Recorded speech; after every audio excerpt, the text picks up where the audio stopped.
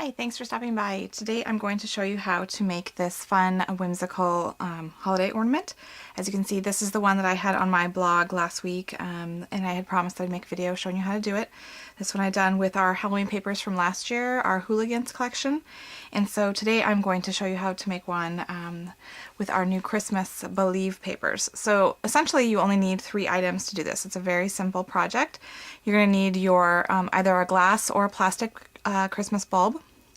You're going to need some paper, as I have here, and then you're going to need a tool like either a embossing stylus like I have here or a piercing tool. Basically you just want something that has a barrel so that it'll help you start winding the paper. And you may find that you don't even need that, so it may just be the 2 items, the Christmas bulb and the paper. So let's go ahead and get started. So first of all, you're going to want to go ahead and take your top off of your bulb. You just go ahead and pinch the 2 sides together, pull it out.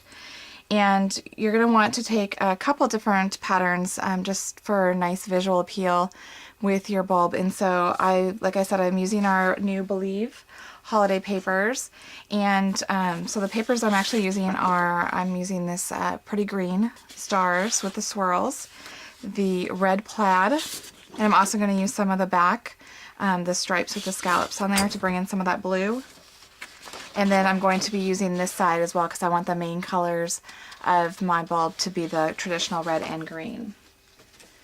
So what you're going to do is you're going to cut your papers 6 inches tall by 1/2 inch thick, and or I should say 1/2 inch wide. And then you're going to go ahead and take your tool, whether it's a piercing tool or an embossing stylus, and you're going to go ahead and just use that barrel, like I was saying, to start rolling the paper around it. And it doesn't need to be pretty or perfect. You just want to have something to go ahead and get started.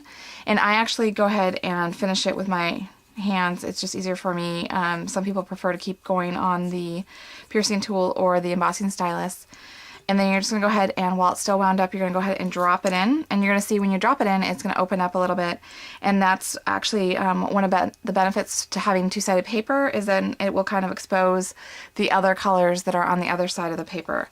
So you'll just keep doing that. I like to alternate my patterns just so that way when I'm dropping them in and they are kind of near each other, that it's going to have more visual appeal to it, and it's not going to be all clumped up with one pattern in one spot. And so you'll continue doing this until you fill up your bulb, and it's depending on how tightly you're winding your pieces and how full you want it to be. It could take around 20, 24, somewhere in there, strips. And so really easy project to sit there and do while you're watching TV or on a road trip or something like that.